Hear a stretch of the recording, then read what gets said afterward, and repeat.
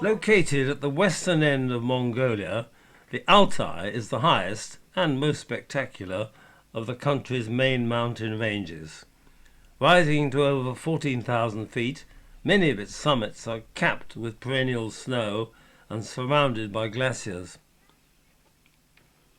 These majestic mountains stand as a massive barrier and unique ecosystem between the steppes and deserts of Central Asia to the south and the great taiga forests of Siberia in the north. This rocky range, with glaciers along many of its high ridges, is punctuated by deep valleys, clear lakes, springs and hundreds of streams. 3 of Mongolia's largest rivers originate here, the Hoft, the Buoyant and Bulgon, even though their waters never reach the sea. Because of its position and isolation, and because its biodiversity is immense, the Altai is considered one of the world's most important, perhaps the last, refuge for many plants and animal life. The range is home to Argali sheep, ibex, morel, which is a large Siberian deer, rather like an elk, brown bear, marmot, fox and wolf, as well as the endangered snow leopard and lynx. Birds include Saka falcons, Altai snowcocks, and golden eagles. Often located in tight little pockets, its plant life crosses through a wide range of habitats, from alpine tundra down through pine forest to grassy steppe and semi-desert. Indeed, the Altai is totally different from any other part of Mongolia. The entire Altai Sayan region has long history dating back to prehistoric times and is the traditional home of the Turkic people. As we were to find, the Altai is rich in archaeological sites as far back as the Paleolithic era, with evidence of human habitation between 40,000 and 12,000 years ago, during and after the last ice age. Bronze Age petroglyphs and deer stelae, along with burial mounds, ceremonial stacks of rocks, and anthropomorphic manstones exist all over the area. The gold, copper and iron of the Altai has been mined since prehistoric days, and now nomadic-style herding continues. Even today, the Altai is the most ethnically diverse region of Mongolia. Although its Kazakh minority is the best known and most obvious, they are relatively recent newcomers, migrating out of the turmoil of Western China and Central Asia only in the 19th and early 20th centuries. The aim of our expedition was to assist the local people with community aid, including medical and dental work, and also to carry out various scientific studies such as archaeology, botany and zoology, working with the National University. The only way to cross this terrain really is by horse. Although vehicles can be used in some parts, it's still the time-honoured horse that the Mongols use today, and that was what we were to use on the expedition, assisted, I might say, by a few camels as well.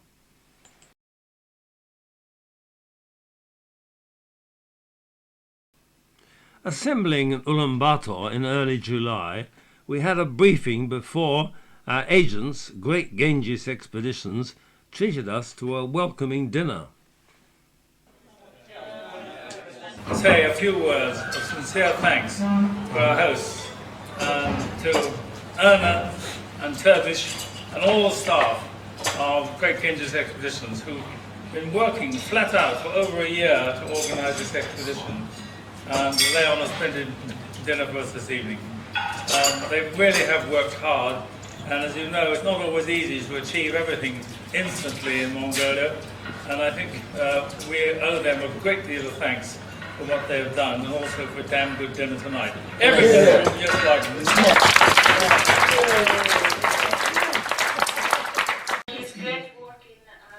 Next day, the Minister for the Environment presented us with a medal and plaques. I'm retired and good luck, and he's also telling that even he is old, but he has done a lot of work. So. Minister, it is with great pleasure that we have come back to your country again.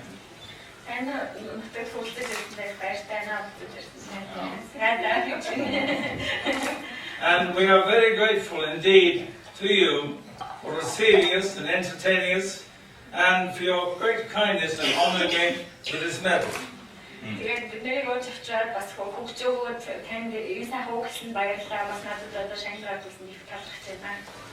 Over the years, many of us have learned to appreciate and to love Mongolia.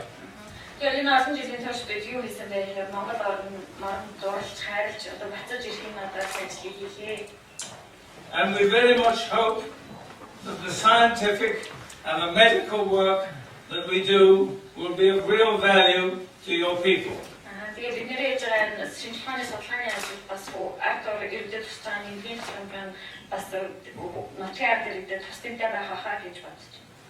I wish I could thank you in Mongolian, but all I can simply say is Bayata.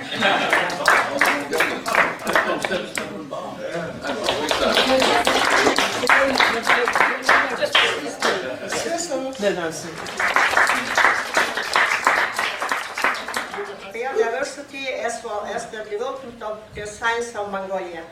Greetings, expeditions.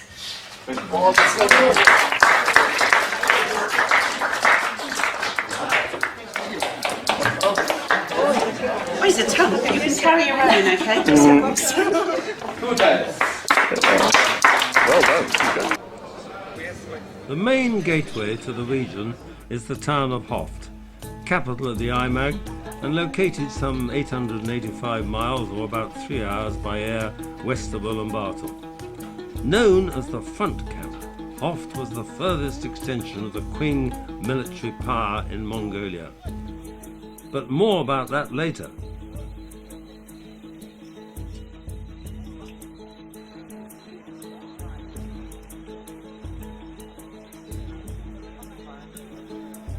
Hoft became a Manchu Qing military outpost and trading centre in 1731.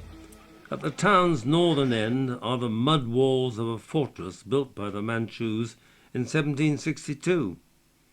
Once surrounded by a moat and including a barracks, administrative buildings, homes, temples and a cemetery for the Chinese, the fort was destroyed in a bloody siege and battle in 1912. That was when the local Manchu governor refused to surrender, despite the fall of the Qing dynasty the year before. In the museum is a depiction of the awful Manchu tortures carried out on the poor and fortunate nomads. We were just in time to spend a few minutes at the local theatre, where a talent competition was in progress.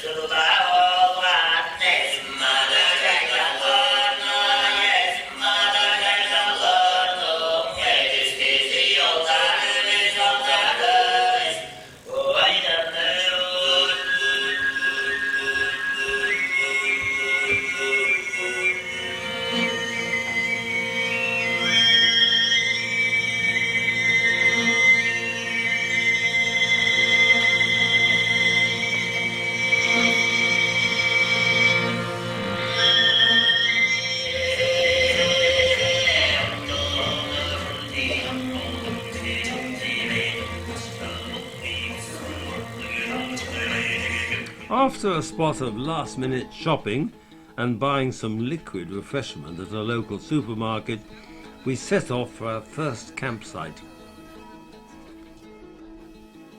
The early nomads who lived under Mongolia's renowned clear blue skies developed their own belief in a supreme god, known as Tengrism, or eternal heaven. There were no formal symbols other than the so-called world tree and 4 cardinal points, but the core beings were Father Heaven, or Tengri, and Mother Earth. When he headed out to conquer the world, Genghis Khan claimed a personal mandate from Tengri and typically started his declarations with the words, "By the will of eternal blue heaven." Under Tengriism, sacrifices and offerings were made to the earth, or mother, typically at a pile of rocks known as an ovo, located on hilltops or in mountain passes. In traditions continuing to this day, people walk around the ovo 3 times and make offerings to the Lord, or more accurately the Lady, of the location and leave money, sweets, a symbolic gift like a ceremonial blue scarf, horsehair, or a spare part from a car, or add at least 1 more rock. Traditionally, those who don't stop at an ovo can expect punishment by the Lord or Lady of the mountain. When climbing a mountain on horseback, one must not say mountain or pass out loud. Interestingly, Buddhist ceremonies at today's ovos make offerings to patrons of the faith, who were once local deities and protectors of specific natural locations under Tengrism. The ancient rituals and spirits certainly live on. So we made camp in the desert, and whilst the drivers rebuilt the kitchen truck, we tried to keep the swarms of mosquitoes away while sipping a warm beer. Peter sounded the call for dinner on his flute.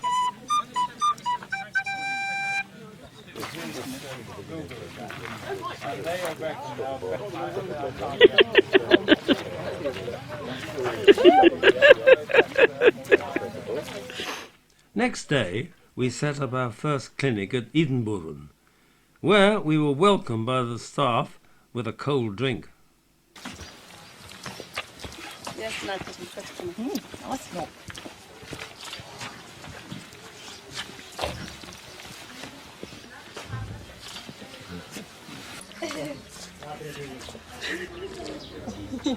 We had brought along various playground devices for the children.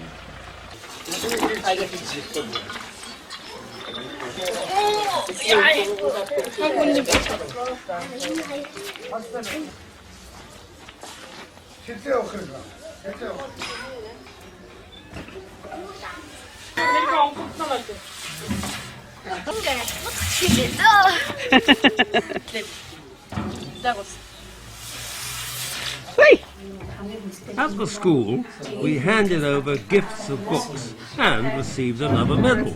We are so grateful for your donation, and this is the honored medal. This is given only for those who have great contribution to our school, and please appreciate it, and thank you very much. Thank you.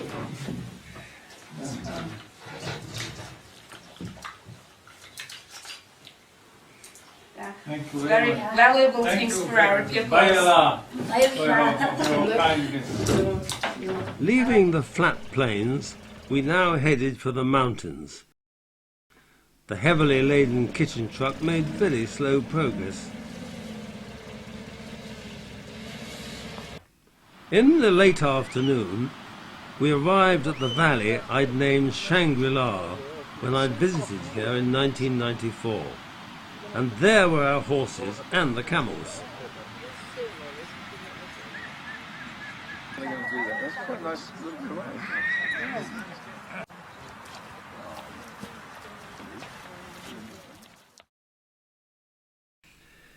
my surprise, an old friend from that earlier expedition greeted us with his grandson, and I passed him some photos of the previous visit.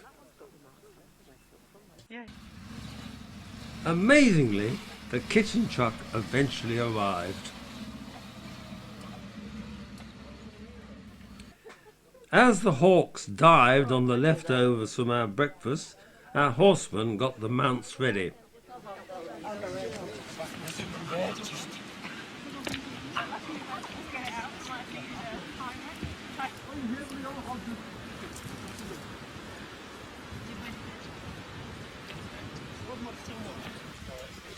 One or two of the horses needed breaking in.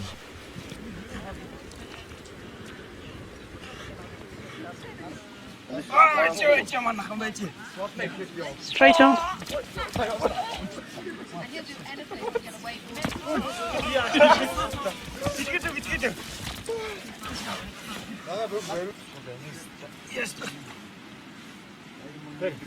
Good. Oh.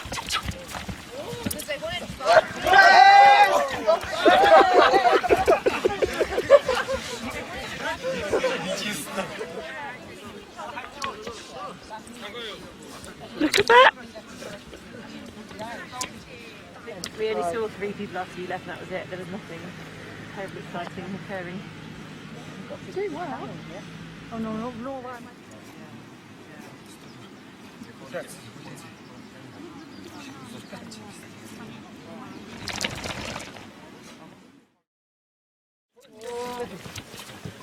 Okay. Yeah, we just have to tie it up. Veterinary products that we'd brought with us were soon proving pretty valuable. I think the main thing to remember is these are not nice, well-trained horses that we're used to at home. They're semi-wild, but they're quite sedate, they're used to being all together. They will take time to get used to you. You're a stranger to them, they're a little bit nervous, you're probably a bit nervous of them. Stay as quiet as you can. Don't pat them, don't think you're being friendly. They're not used to that, they don't like it. So just sit nice and quietly and let them get used to you. This first day will be a big learning curve for you and them, so just try and go along with it. We've tried to put people's stirrups on where they can. I don't think there's much difference between any of the ponies as to whether they're fast or slow or whatever. They're all very much of a muchness. Our horse mistresses, as we called Helen and Ruth, allocated ponies to riders, and after a day in the area we set off. Yeah, stirrups good. Good or Fit into it, the size it was. So it worked just fine. I don't mind what I get part in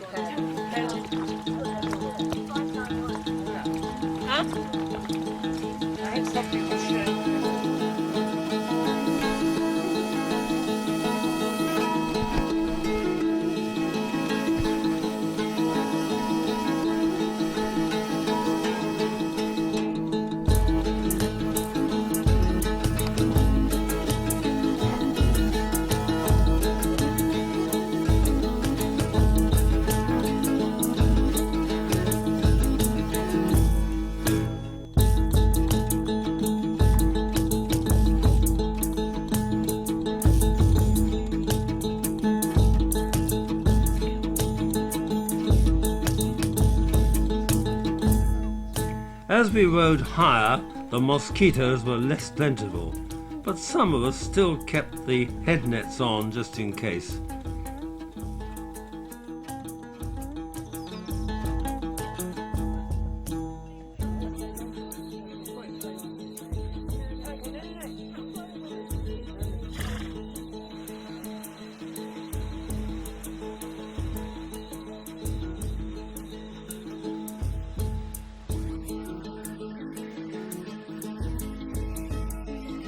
Meanwhile, our vehicles were moving on a different route, and we hoped would join us in the evening.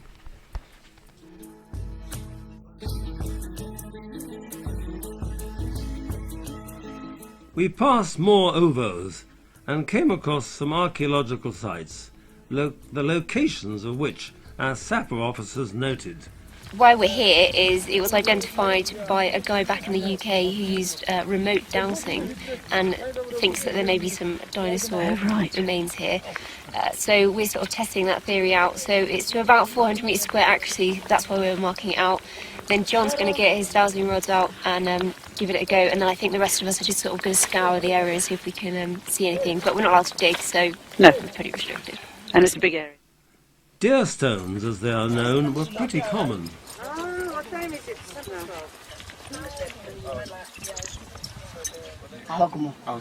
He visited the doctor and the dentist said that you have to pull it out and he didn't go there again. Oh, okay.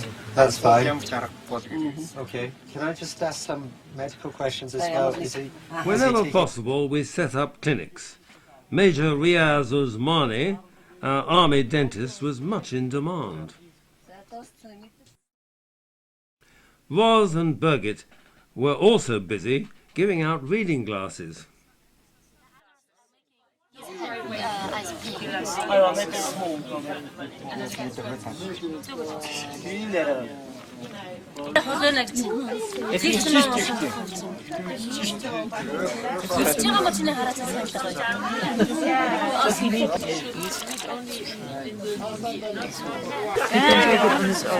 you want to ask her about some traditional medicine? She looks like. She looks like she might do so. It might be interesting for you to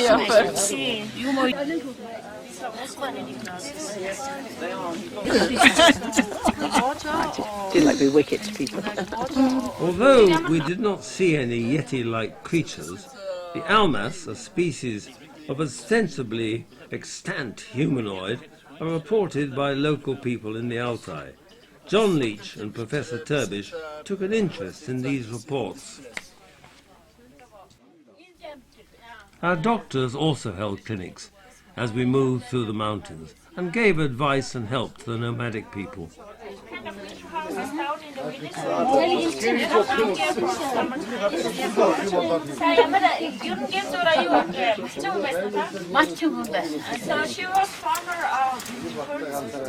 After dark, we sent out zoological parties to place traps for specimens and observe mammals and bats with an image intensifier. Clive made his report at breakfast. How are you today? Very well, thank you. Lovely time at the mountains last night, till 12 o'clock at night, which was good. Did you hear anything Windy. interesting? Saw a bat, a couple of little mice, but the driver had the best time. He was sat in a nice warm 4x4 at the top of the mountain, listening to wolves. Which was so, but we didn't see anything, so hoping for a better showing next time. The zoological team captured a rather cute silver vole, which we later released.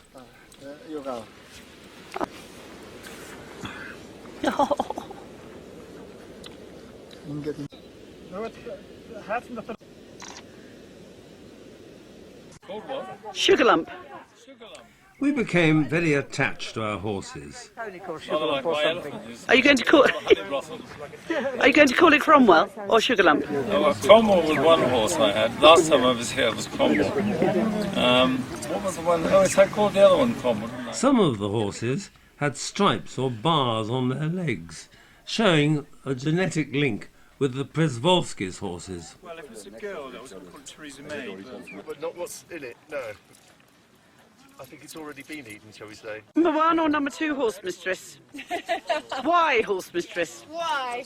Why not? Why horse mistress?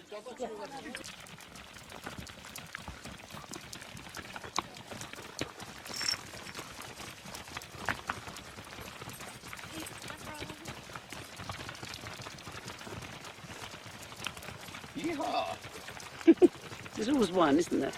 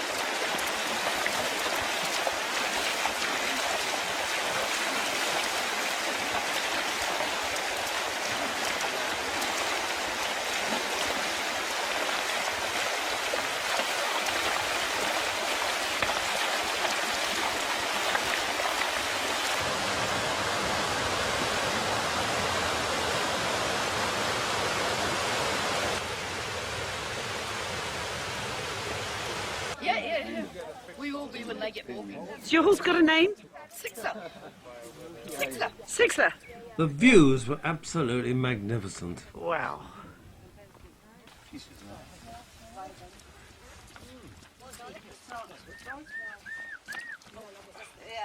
It's better around the grounds.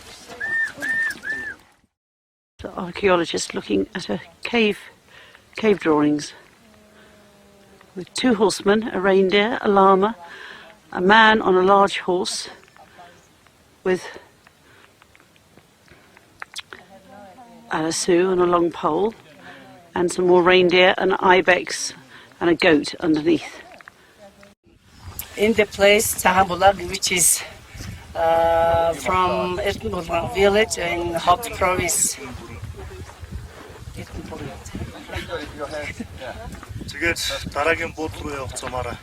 We have found some engravings which is placed in the place which is named Heuerhaftslinzag, and we have found some engravings here which is belong to the Bronze Age. A Bronze Age again? Yes. So 3,500 years? Yes. Our 2 camels carried an emergency tent and medical equipment. Hi, Demby. Hello. Hello. The best of it.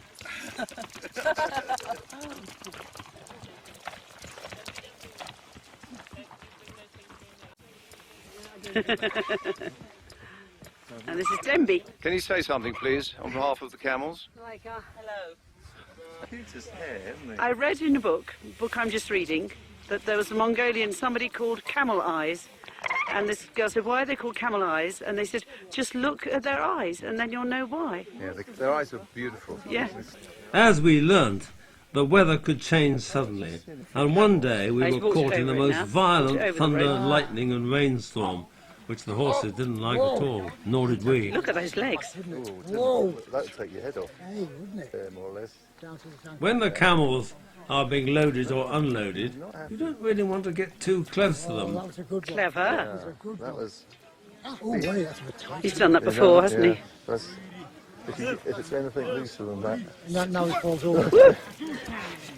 So when I tell you to sit down, in future, sit down. I thought you just went, push, they went down. Yeah. No. Don't get danger money for this job, no. And you probably should. Oops, thanks. Yeah. Oh, that's how to trip up a camel. For a moment, we really thought we'd lost the kitchen truck.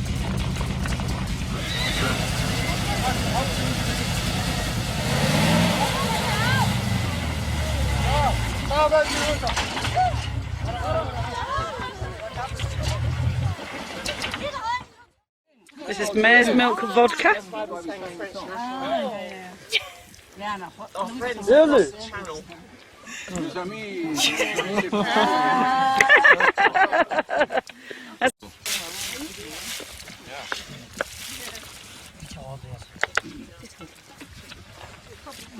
More vodka?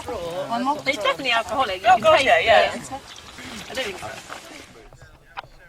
Suddenly, as one does, we came upon a wedding, and it was there that we received true Mongolian hospitality and were all invited to join in. That's the society. Thank you very much. Oh my gosh, that's a lot. So the wedding has already...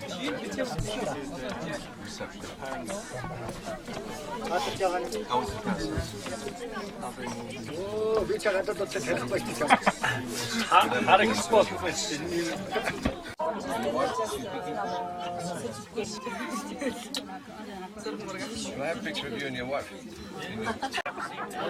For the wedding and Is this what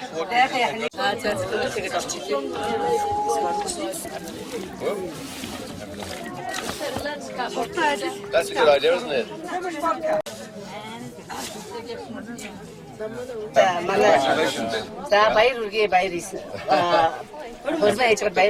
The bride and groom were identically dressed, and traditional gifts of money were presented to the groom.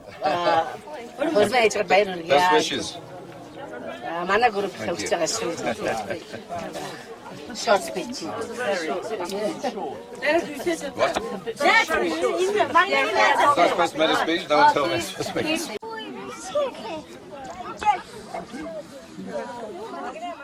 This is the view from my tent.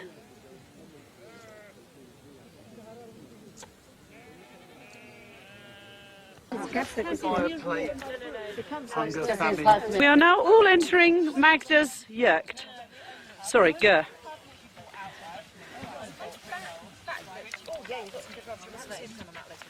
Which means we have to step over the threshold, mind your head, and turn to the left.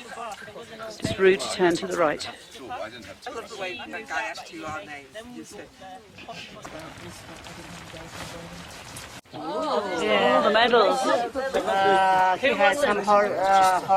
Magda, are they your The medals? Mongolians love to sing, and at every ger we visited gave us refreshments, and of course we had to sing back.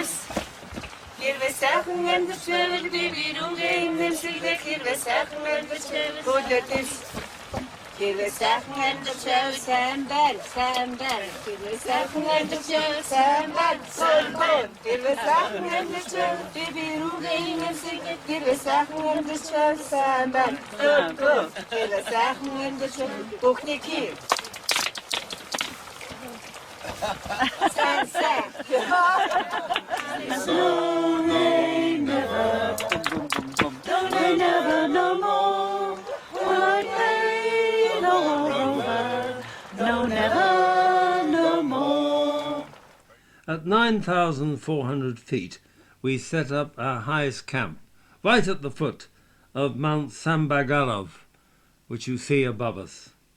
And from here we were to send out zoological, botanical, and indeed archaeological teams to search the area for specimens, particularly those up on the snow line. It was pretty cold at night, there was heavy frost, but in the daytime it rose to 20 degrees centigrade. We were welcomed very much by a cook who produced some warm water, and when you're trying to shave in the early hours of the morning with a temperature of 0 degrees, I can tell you that was very welcome indeed.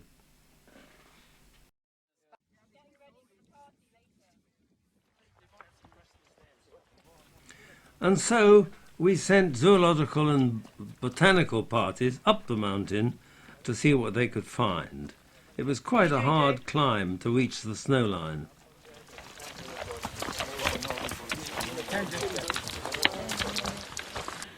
We've just come up an incredibly steep hill. We had to tack all the way up the river down in the valley. We've ridden from the bottom.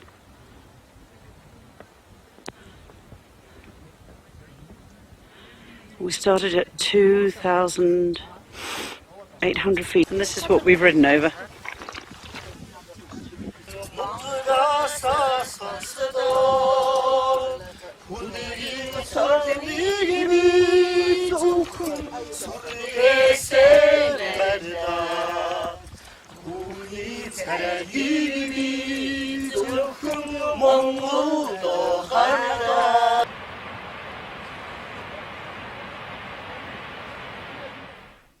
One important discovery was the specimen of Sassoria involucrata, or the cabbage plant, used to help blood circulation, diminish inflammation, and invigorate generally.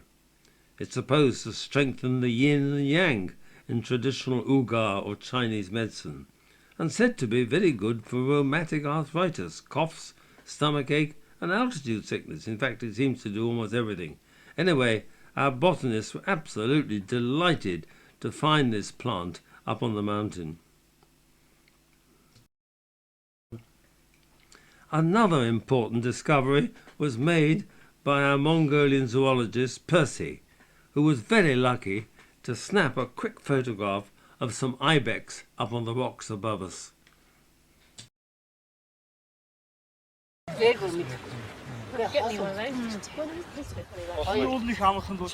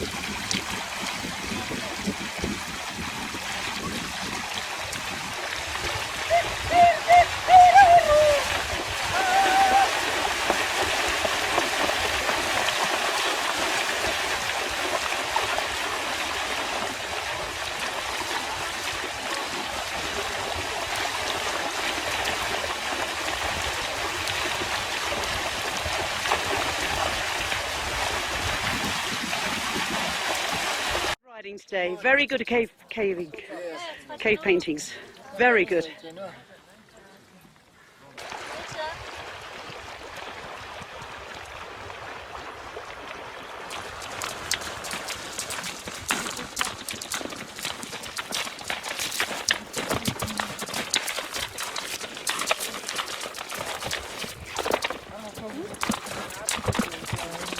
So how high are we, Ellie? We've now just reached 3,200 metres. So this is our highest point so far. We've pretty much come up a very steep slope straight up 400 metres to this height.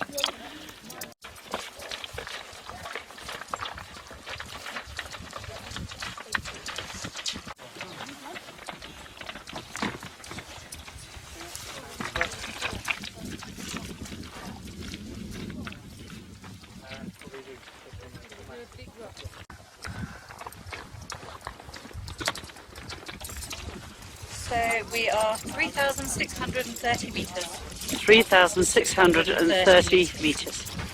Thank you very much. And we've reached the glacier. Yep, 3,630. And this is the glacier we saw from our first night's camp. Is it from the first night's camp? Yeah, Wow. the big flat bit. It's amazing. And we walk, okay? All groups. And then our botany group would go up to there, and we go nearby snow line, and we have to go up the southern part of the slopes for the plants, okay? It's gonna take a few hours walking. And then zoology group will be also go around here an hour, and then go to the other valley. Yeah. So we walk for an hour. We were also delighted to find some insects high up on the mountain.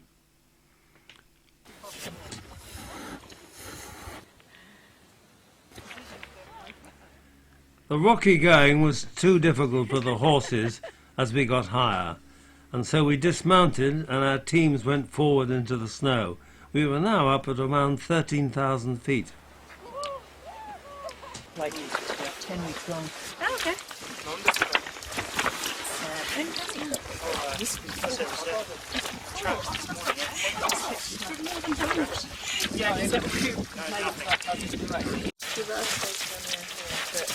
The other one was who was extremely hungover this morning. They were both so Is Shanghai hungover? No, I think he's all right. He was quite quiet this morning. No, the other two lads were like... We're all quite quiet this morning.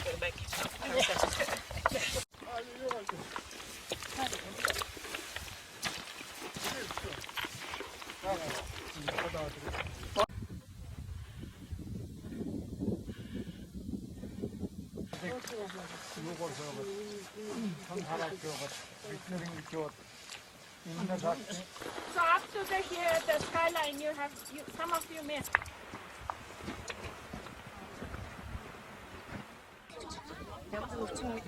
Back at the camp, our doctors and dentists were already at work. After the children had had a tooth taken out, we usually gave them a puppet of an animal. But this was partly a reward, but also to encourage them to protect the wildlife.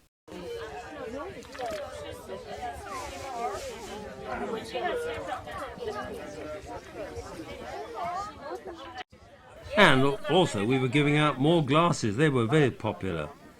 We found that the local people were generally pretty well. But so were our people. Only one or two of us were affected by altitude.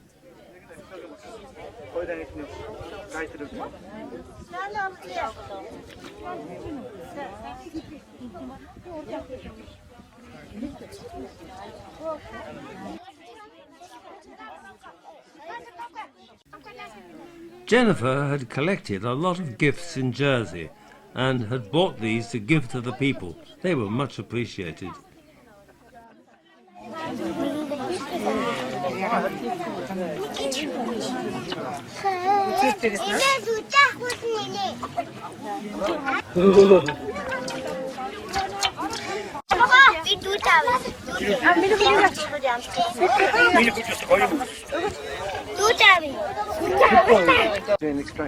Queue for the dentist, probably.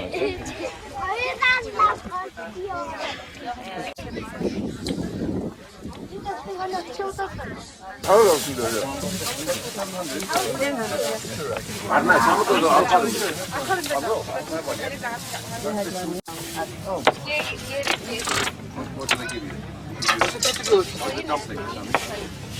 Fried dumplings. They're really nice.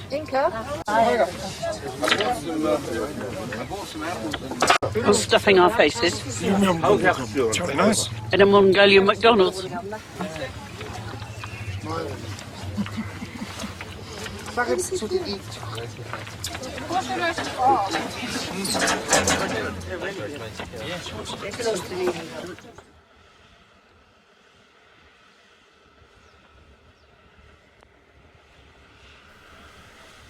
On the 16th of July, we drove off to visit the local Naadam festival. This is where the manly sports of wrestling, riding and archery are usually portrayed, and it's quite a thing to go to. It's rather like a country fair in England.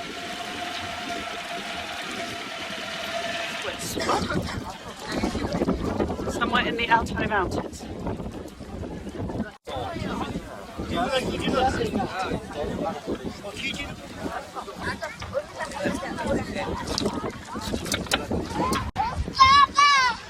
Very nice.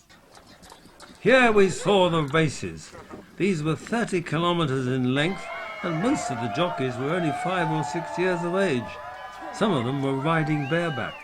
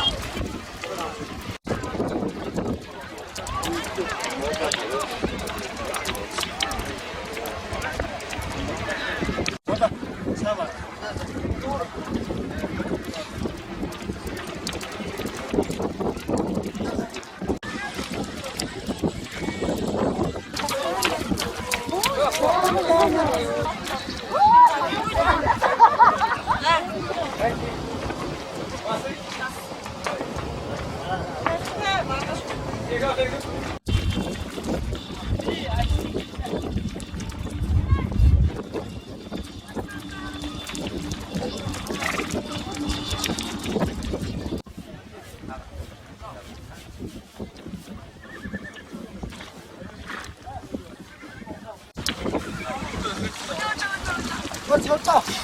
나가면 들어왔다.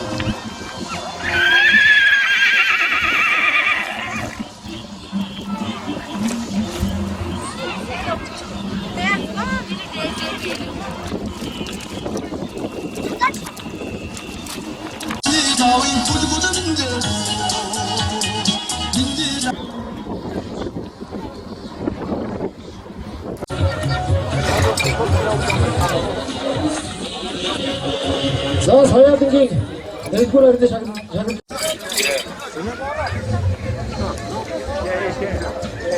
His sister was the one that was up there yesterday with a long trip.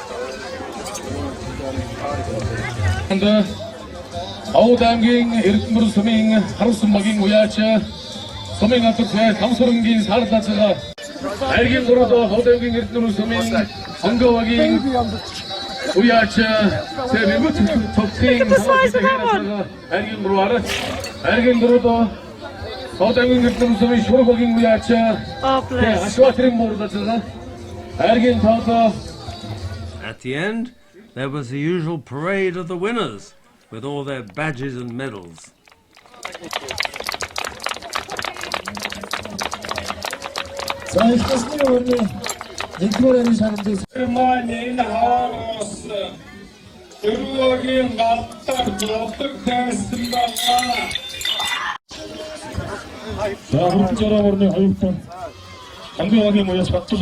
This is a big marmot hole. On the way home, we almost ran over a marmot. It was frightened to death, and it literally froze beneath the car. And the team got some really excellent photographs. Fantastic. Have you got a good picture? I can't. I got. If you lean forward, it couldn't be better. Love the music.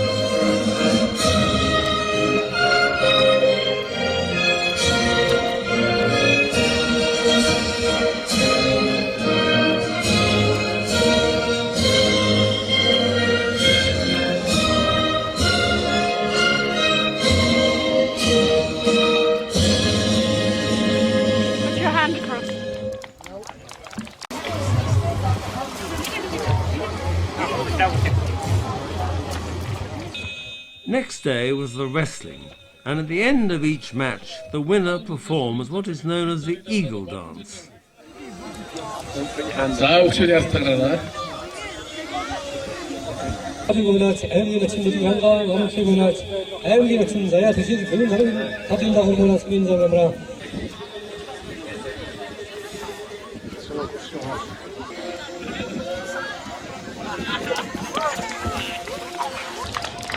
재미가 지금 자야 드시게 한다다.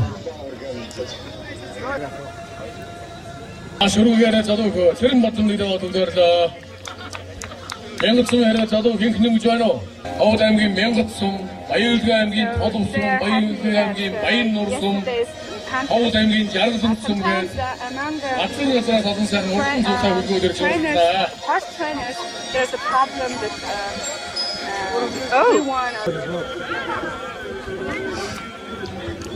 자, 저도 좋지만 가르치니 다음 동안 배우고 있으니 좀 치라고 했다가 생긴들에 쏙 들어.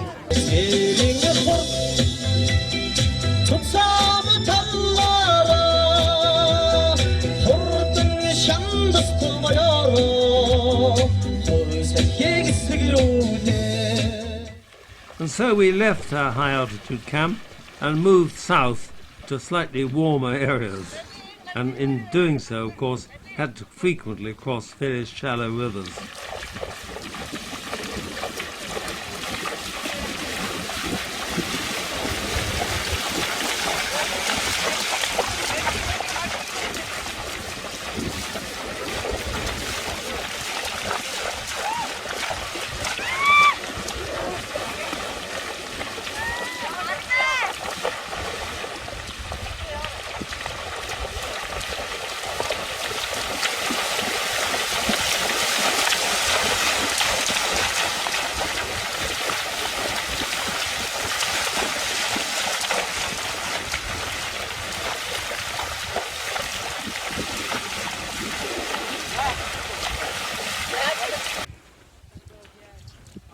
Coming into a broad valley, we found we were in the area of the Kazakh people.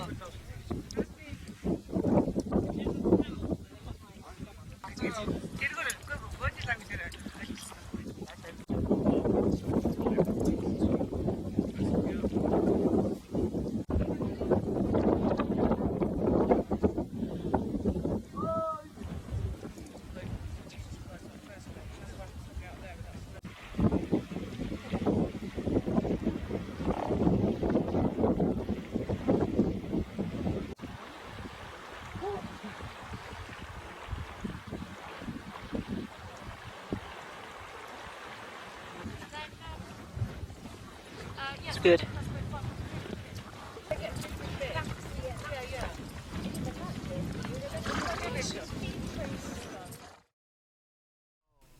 Much to our joy, one of the Kazakh hunters very kindly produced his hunting eagle.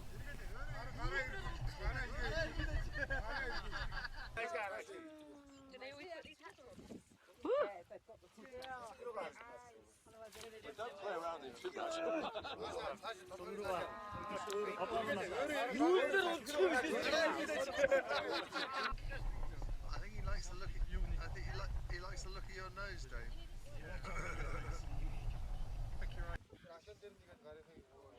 I couldn't do that, it was too heavy. On this side, it's fun. What a beautiful beast.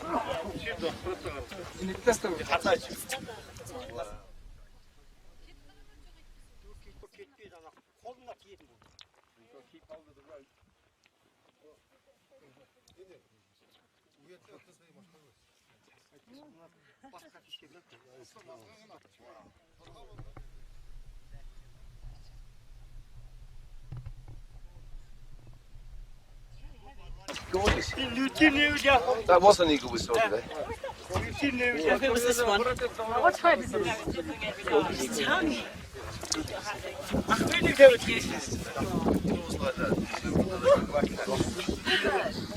Well done, Janet. Thank you so much. Oh. One of our helpers in the camp was a Kazakh lady who briefed us on their customs. Before, the Kazakhs helped us to catch marmots, and I have a picture of me with one on my head. Oh, 1994. Up here, yes. We were with catching, eagle also. Yeah, with eagles. We were using them to catch the marmots to get the flea for the testing for bubonic plague in the health department. Oh, and he said that he caught a fox once. Yeah. It's gone off. He used it to catch fox. Yeah, and they had a tame squirrel that would run, and it was part of the act. Trying to film. I'm videoing you. Yeah. Did he get this from a nest or did he breed it himself? Last year we put a trap on a mountain and then he got this. Oh right. So it would be 3 years old when he caught it. Yeah, right. Yes, when it was 3 years old. Now this eagle is 4 years old. Helen and Ruth worked with the grooms to treat any of our horses in need.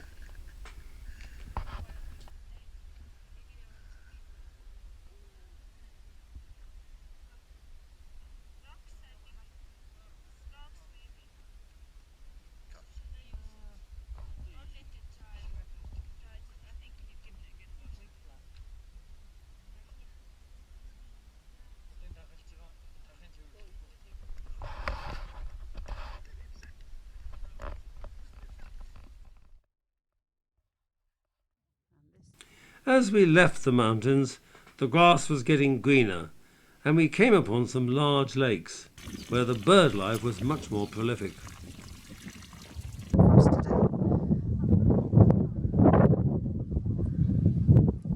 And that's the showers. That's the toilet tents.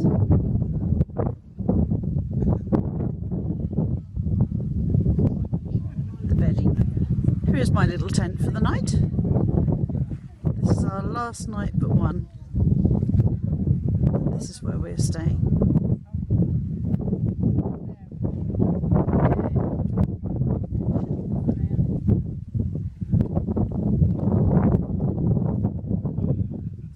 It's JBS. We've just finished a bottle of Bordeaux.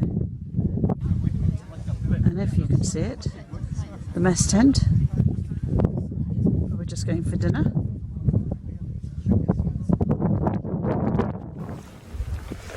The Kazakhs had large herds of yaks and entertained us in their gurs.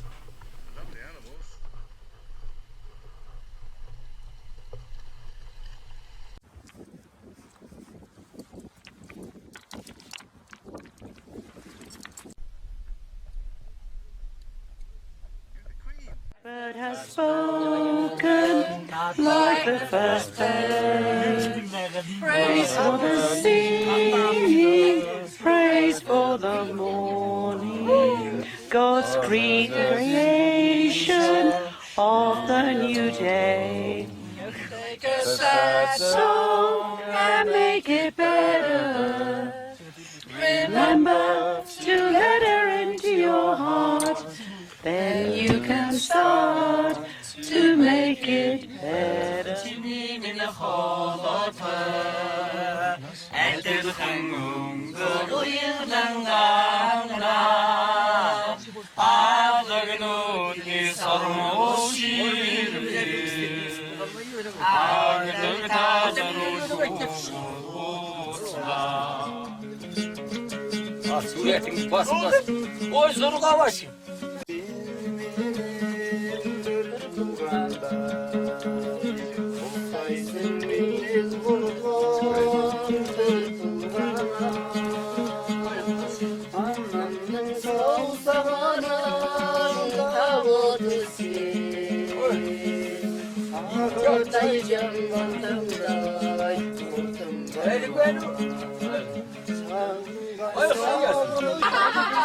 If you are, that's what the thing is. You can bring it back to your hometown. We noticed that some Kazakh gurs had stone buildings attached to them, and they even had a few old Russian jeeps.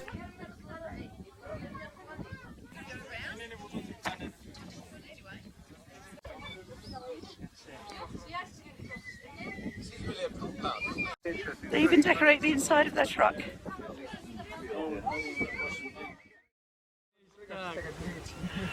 This is the Kazakh Valley that we've just visited.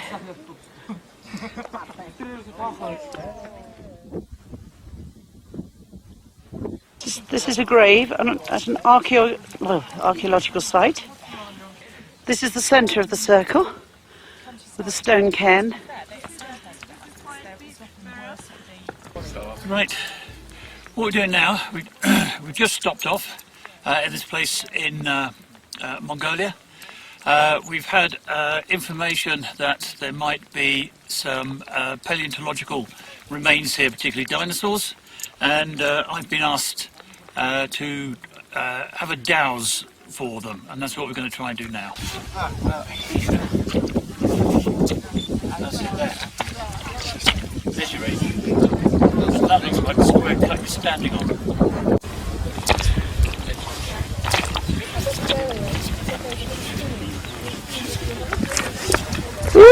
Now that goes to... Interesting that they use these slate drops. So you've got the other... There's your other age coming in here.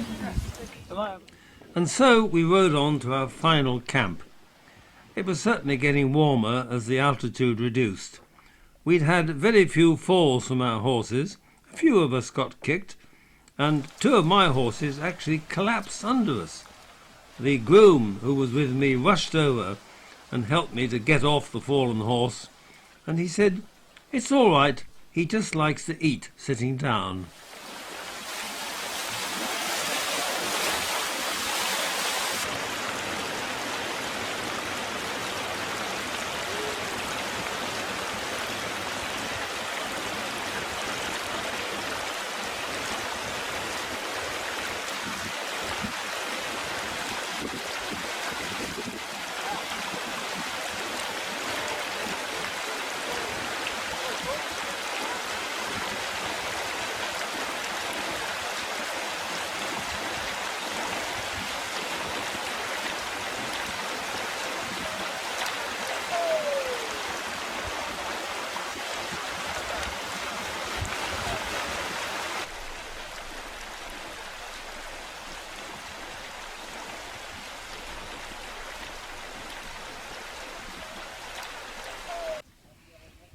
So this was our last camp with the horses.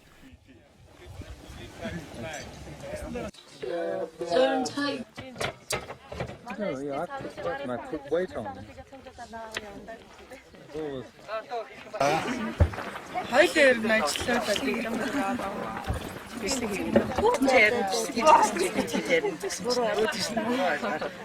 And as we lowered our tents in the morning, a vole was found under one of them.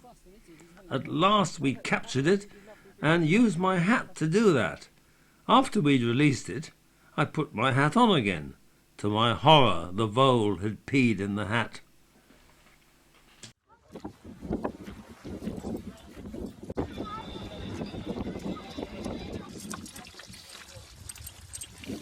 You have looked after us very well, and I must say, you've been pretty magnificent to put up with us. Yes, and let us...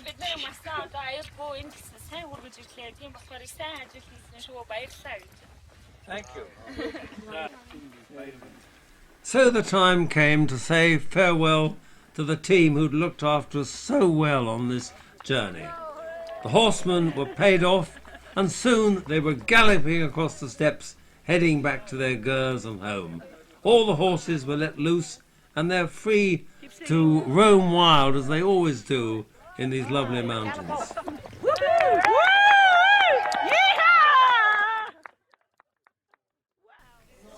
As some of our supporting team were departing, we had a farewell dinner in Hoft and presented a specially made Atlas dynamic knife to our good friend Professor Turbish, who'd been with us many times before. Thank you very much.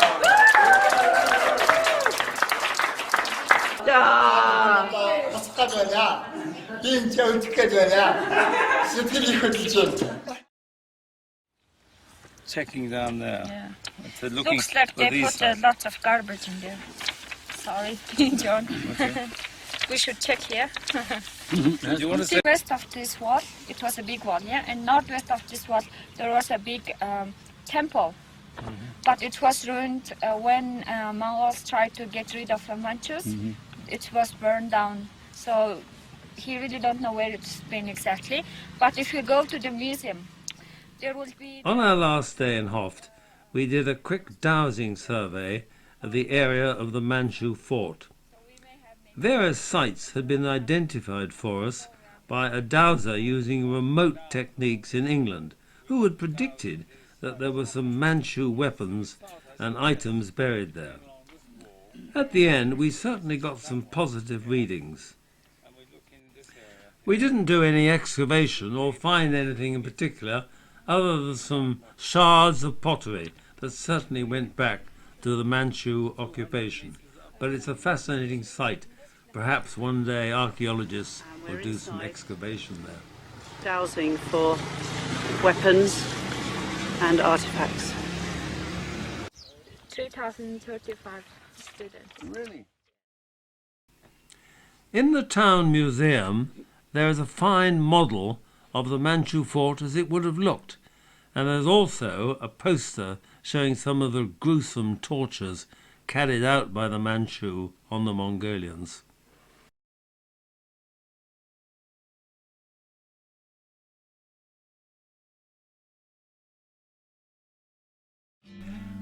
On arrival at Hussain, we spent our first night in a very comfortable and superheated ger, before we moved camp into this beautiful valley alive with wild flowers.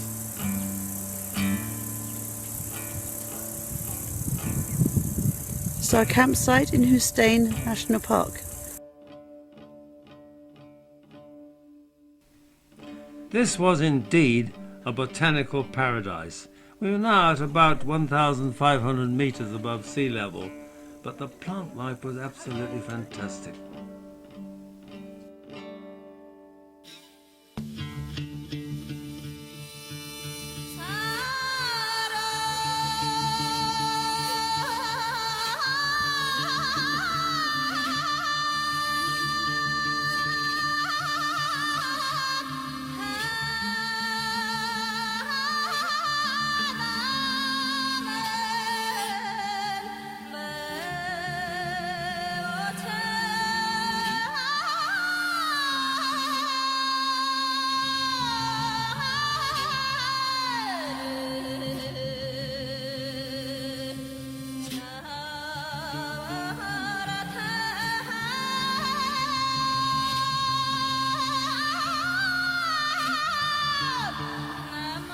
The Hussain Reserve lies 68 miles to the west of Ulaanbaatar. Its forested steppe is the home to the Prsewalski's horse, or Takai, the last true wild horse in the world.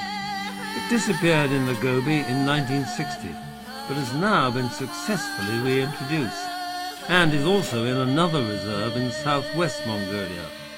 It was brought in from zoos in England, Holland, Germany and Australia.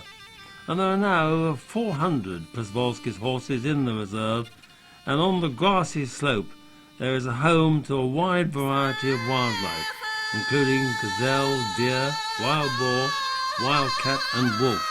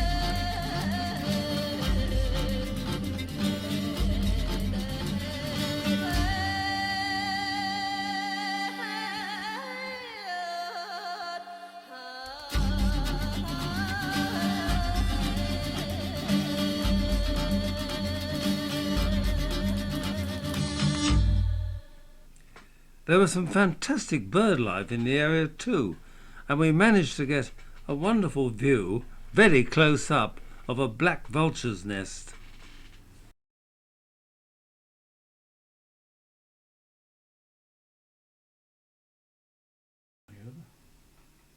Within the park, there are some very interesting archaeological sites that we studied, and they reminded us rather of Stonehenge. This particular site was known as the Ongot Grave. It was constructed by the Tuareg tribes 1200 to 1400 years ago. We saw some 30 rock images of humans and animals and a line of 550 upright stones stretching several miles, leading to, or maybe from, a collection of statues and what appeared to be sarcophagus.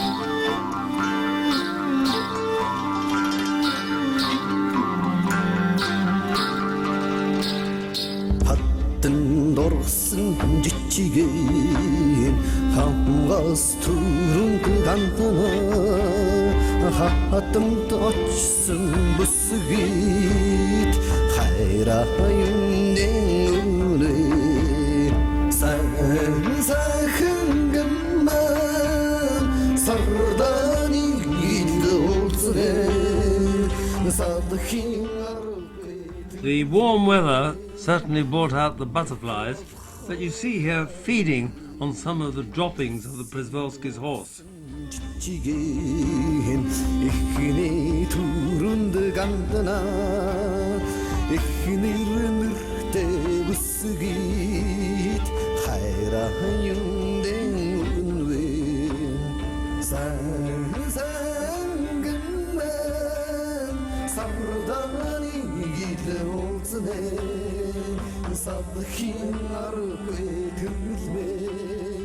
Recently our forest is rapidly dried because there's so many reasons. Big reason is one of the big reason is detrimental insects and global warming, and absolutely permafrost is melting around here.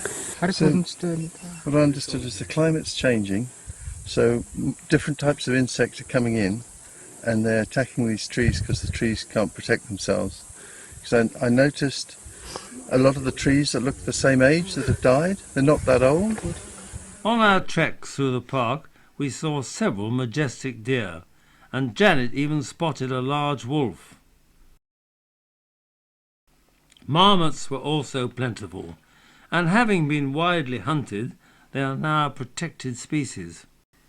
On the rocks above our camp, a sluggish but very venomous Haley's pit viper was found, but no one volunteered to catch it. Back at camp, we relaxed, and now we were out of the mountains. The daily temperature was up to 26 degrees centigrade, although at night it dropped down to around 9 degrees. Preparations for Burns night. Now it was time to have our traditional Burns supper that we hold at the end of all expeditions, with tinned haggis kindly provided by Staley's Quality Foods of Scotland. We donned appropriate costumes, although Dave Smith's impression of a wrestler would have proved chilly in Scotland. In Mongolia, Flash escaped to me, a cook truck forever breaking down. On the second day in Mongolia, Flash escaped to me, 2 army suckers and a cook truck forever breaking down. Eat and cannot eat, and some would eat that want it. But we hae meat and we can eat, and say the Lord be thanked. Old Scotland wants nae sinking ware that jups in luggies, but if you wish her grateful prayer. That's sweetly played in tune. As fair that thou, my bonny lass, so deep in love am I, and I will love thee still, my dear, till the seas gang dry.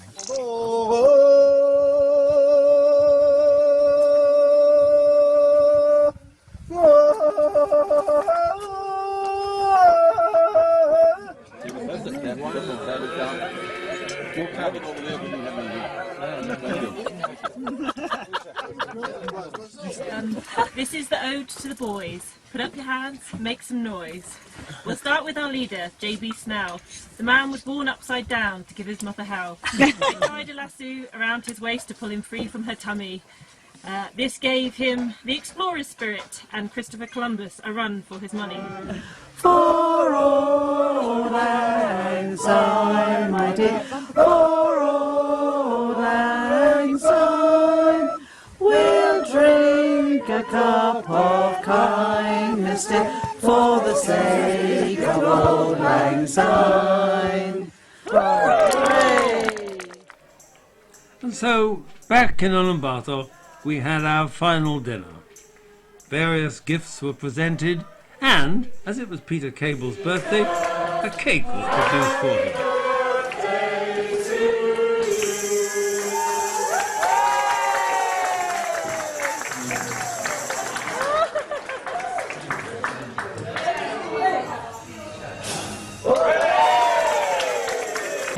Coming all this way to my party.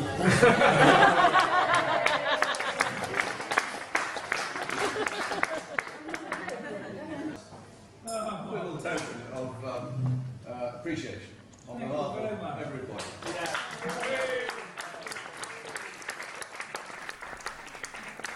Thus ended a most worthwhile but largely enjoyable expedition that we hope will contribute to man's knowledge of this remote region and its people, and also be of some value to those who live in this area of the Altai and to Mongolia as a whole.